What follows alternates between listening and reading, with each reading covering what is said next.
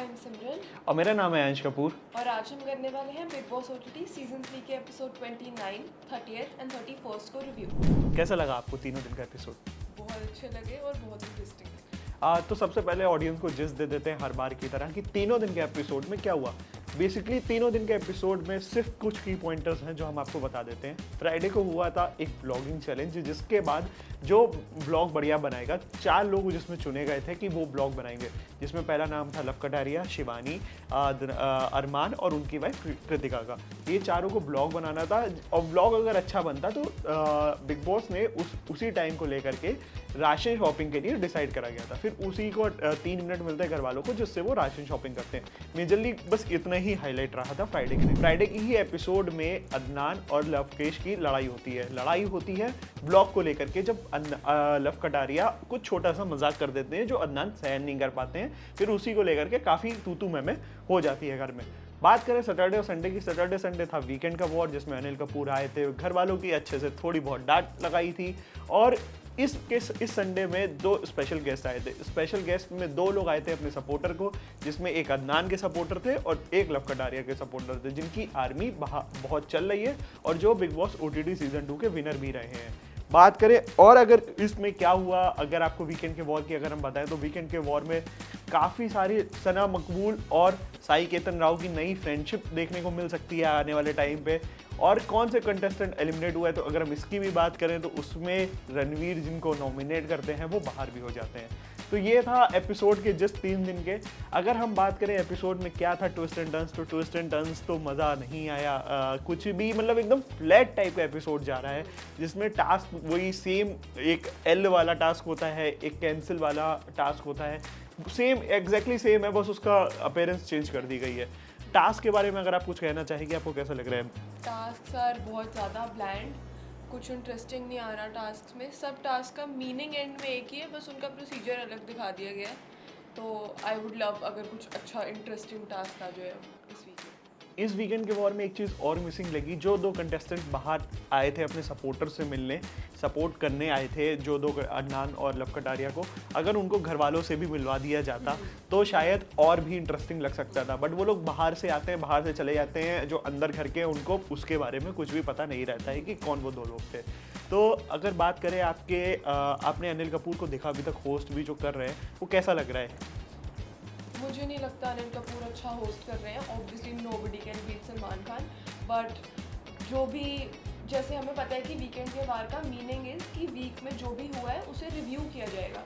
पर इस बार वीकेंड के वार में हम देख रहे हैं कि जितनी भी मेन इवेंट्स हुए हैं पूरे वीक में, जो भी लड़ाइयाँ हुई हैं, वो सब रिव्यू ही नहीं हो रही है, उनके बारे में बात ही नहीं हो रही है। तो आई थिंक कि it can be a lot better. Sana Maqbool की अगर हम बात करें तो क्या आपको लगता है कि अब आने वाले टाइम पे जो फ्रेंडशिप देखने को मिलेगी साई केतन राव से, क्या वो सुधरी हुई होगी या फिर उनके कॉन्फ्लिक्ट्स मुझे लगता है कॉन्फ्लिक्ट्स ही देखने को मिलेंगे, बिकॉज अनिल कपूर की रिस्पेक्ट रखने के लिए उन दोनों ने बोल दिया, बट मुझे नहीं लगता कि वो दोनों फ्रेंडशिप करेंगे। क्या दीपक चौरसिया रणवीर की वजह से एलिमिनेट हुए? हाँ जी, बट ऑल्सो आई थिंक कि उनका कोई इम्पैक्ट नहीं था शो में because of his medical condition. तो वो वैसे भी इतना इम्पोर्टेंट नहीं था शो में, उनके जाने से या आने से कोई फ़र्क नहीं पड़ता। बट हाँ, वो रणवीर की वजह से एलिमिनेट हुए। बात करें कल के एपिसोड में, तो कल के एपिसोड में संडे के एपिसोड में बात करें तो संडे के एपिसोड में कहीं ना कहीं विशाल जो है फंस जाते हैं लव कटारिया और अपने एक नए जो घर के सदस्य बने, जो भी उनके खास भी हैं, अदनान को चुनने में। और जिसमें वो चुनते हैं लव कटारिया को और अदनान को नहीं चुनते, तो कहीं ना कहीं अदनान उनसे आहत भी होते हैं कि हाँ, मुझे पता था ये कि लव कटारिया और अदनान के बीच में विशाल जो है लव को ही चुने। अदनान को अब घर में आए हुए पूरा 1 हफ्ता हो गया। जैसे उनकी इतनी अमेजिंग एंट्री हुई थी, हमें इतनी एक्साइटमेंट थी उन्हें देखने की, अब वो कुछ भी नहीं दिख रहा है, वो कुछ भी नहीं कर रहे हैं शो में। अनिल कपूर ने भी बोला कि वो सिर्फ बाहर की बातें कर रहे हैं, सिर्फ सबको एडवाइस दे के शो में रह रहे हैं। तो आपका क्या ओपिनियन है अदनान पे और उनकी गेम पे?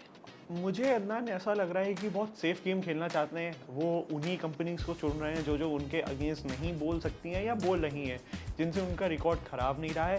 प्लस वो बिना वजह की तू में भी घुस रहे हैं। जैसे साई केतन राव के साथ जब फ्लावर प्लगिंग वाला हुआ था टास्क, उसमें भी वो बिना वजह ही घुसे थे।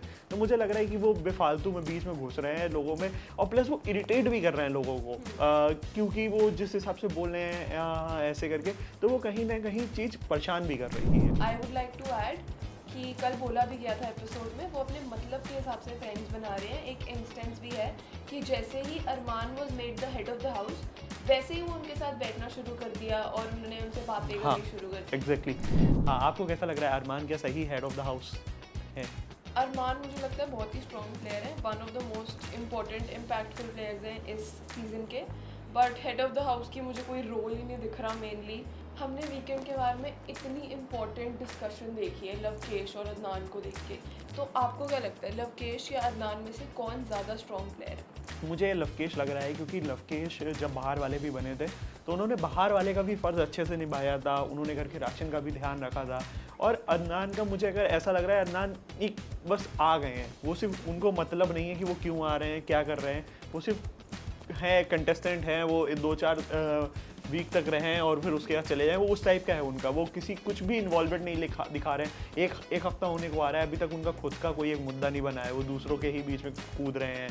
तो मुझे नहीं लगता कि लव कटारिया हाँ हंसी मजाक करते हैं, सबसे बना करके रखने की भी कोशिश करते हैं। सिर्फ एक साइज उनकी ख़राब हुई थी, फिर रणवीर से भी मतलब वो सॉल्व करने की कोशिश कर रहे हैं और लोगों से बात भी करते रहते हैं। तो मुझे नहीं लगता कि अदनान से बेहतर लवकेश है।